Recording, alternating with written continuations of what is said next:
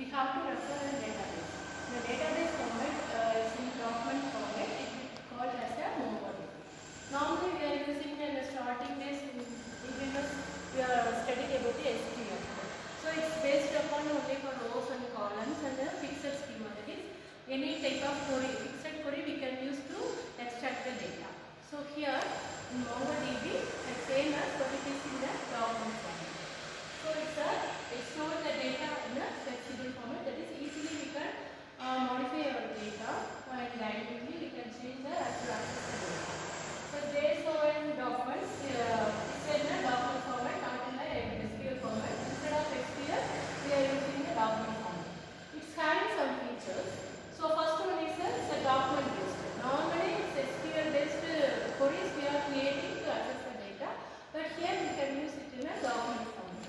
Next is a flexible schema. That is easily we can change our schema. It's not in a fixed method.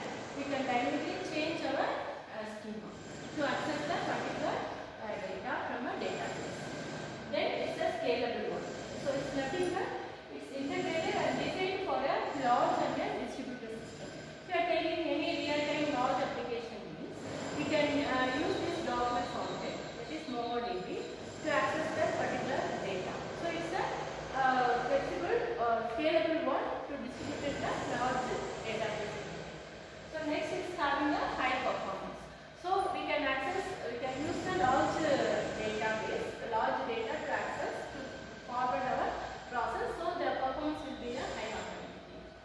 Then for example, if we are taking here, we are giving one example, JSON document. That is instead of SQL, we are using in a document format. The document may be here. We are accessing the name, age, and the skills. If you are taking any companies, if you they want to store details of the workers. Based on that, we are creating a database as a name and age and the skills. So name we are taking give it as a character, that is here I am declaring the basic. So we can give any name, Ravi, Mala, like that. We can access the any type of name. Then we are giving as a age as a 25. Then skills we are mentioning a JavaScript and a Python. They will be doing the JavaScript and a Python. So it's a basic model or a basic schema or a document to access the data. So in this format we can access the data from a database. So here, so the difference between MongoDB and MySQL is it is in a table format, that is it's having a rows and columns. But here it's in a document format and a flexible one. Okay. So document format means in this format we can give a open braces and close braces. In this one we are declaring our data, not in a rows and column manner. It is in a document format. So it's a MongoDB we are using it a document format. So it's using the common things like web applications. That is we can develop our web application by using this document, that is the MongoDB database.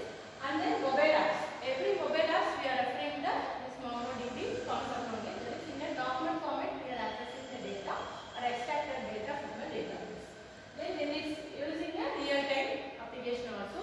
So already I told, if you want to manage any document or a database by this using this document format. Normally in SQL we are using to extract the data, but here we are formatting the data in a document manner and by accessing by using this real-time application.